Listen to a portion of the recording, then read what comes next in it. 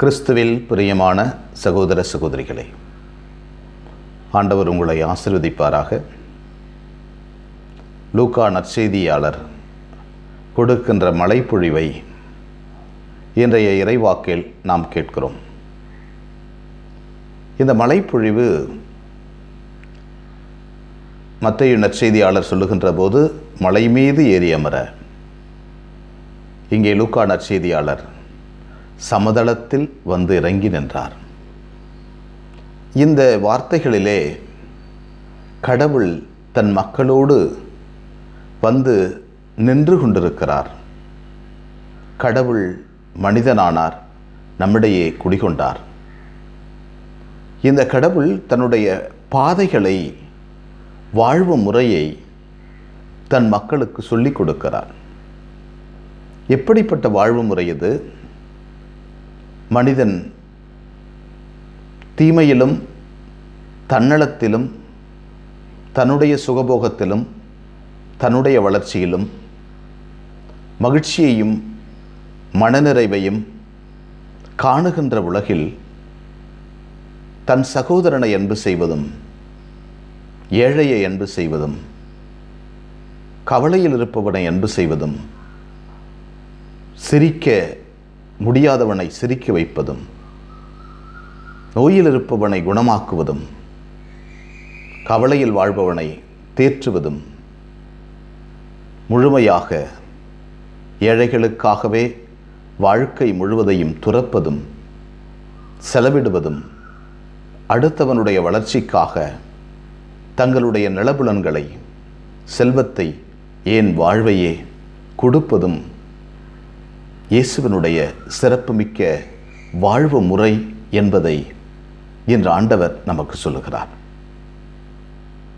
இயேசுவினுடைய இந்த வாழ்வு முறை உலகத்தினுடைய போக்கிற்கு, நவநாகரிக உலகிற்கு, நவநாகரிக சிந்தனைக்கு பல நேரங்களில் எதிராக இருப்பதனால் இந்த எண்ணத்தை கொண்ட கிறிஸ்தவர்கள், கிறிஸ்துவ விசுவாசிகள், கிறிஸ்துவின் மீது நல்லெண்ணம் கொண்ட மனிதர்கள் பல நேரங்களில் துன்பப்படுத்தப்படுகிறார்கள், விரட்டியடிக்கப்படுகிறார்கள்.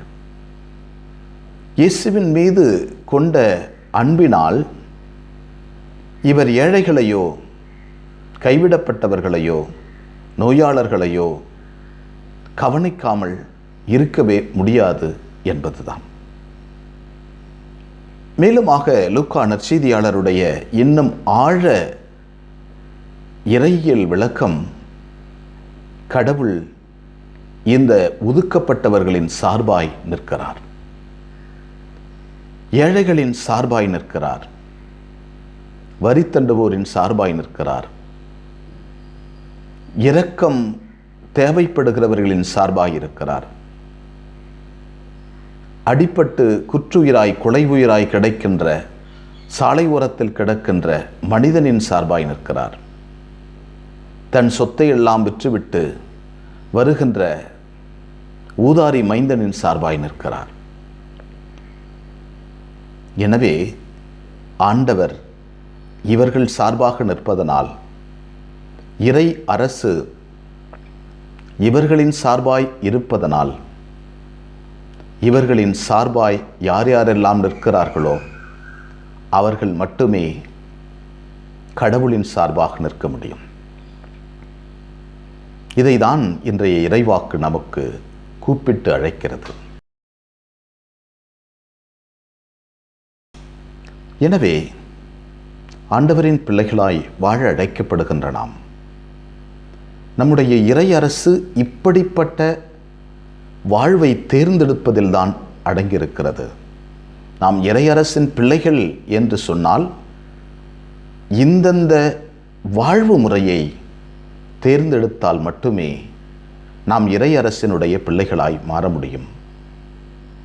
அவர்கள் மட்டுமே இந்த உலகத்தினுடைய நல்லவைகளுக்கு காரணமாயிருக்க முடியும்.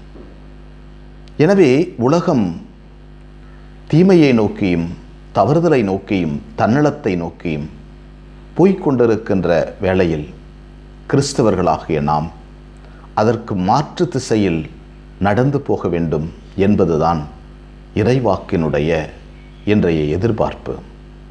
அதனுடைய மாற்று திசை இயேசுவின் பாதை. அதனுடைய மாற்று திசை ஏழைகள் சார்பாய், கைவிட்டவர்களின் சார்பாய், ஒன்றுமில்லாதவர்களின் சார்பாய் நிற்க வேண்டும். இயேசுவினுடைய அன்பை யார் யாருக்கெல்லாம் தேவையில் இருக்கிறார்களோ அவர்களுக்கு கொடுக்க அழைக்கப்படுகிறோம். எனவே நம்முடைய வாழ்வில் இயேசுவின் பிள்ளைகளாய் வாழவும், அதன் மூலமாக இயேசுவினுடைய இறையரசினுடைய உறுப்பினர்களாகவும் இந்த இறையரசை உலகத்தின் எல்லா திசைகளில் நம்முடைய வாழ்வாலும் செயலாலும் கட்டி எழுப்ப நம்மையே தயார்படுத்துவோம். எங்களை நேசிக்கின்ற விண்ணகத் தந்தையை போற்றுகிறோம். அற்புதமான நாளுக்காக நன்றி சொல்கிறோம். நீர் எங்களை படைத்து பராமரிப்பதற்காக நன்றி. எங்களோடு நீர் பயணம் செய்வதற்காக நன்றி. தெய்வீக அன்பை எங்களுக்கு தந்ததற்காக நன்றி ஆண்டவரே. கடவுள் மனிதனாய் இந்த உலகத்திற்கு வந்தார், எங்களிடையே குடிகொண்டார், எங்கள் வாழ்வை மாற்ற சொல்கிறார், இந்த உலகத்தினுடைய முகத்தை புதுப்பிக்க சொல்கிறார். எங்களுடைய வாழ்வாலும் செயலாலும் இந்த உலகத்தினுடைய போக்கிலே நாங்கள் நடந்து போய்விடாமல் கடவுளுடைய பாதையில் நடக்க உமது இரக்கத்தையும் அருளையும் தாரும் ஆண்டவரே. அன்னை மரியே, எங்கள் அன்பு தாயே, திருமகனிடம் எங்களுக்காக இடைவிடாது பரிந்து பேசும். ஆமென்.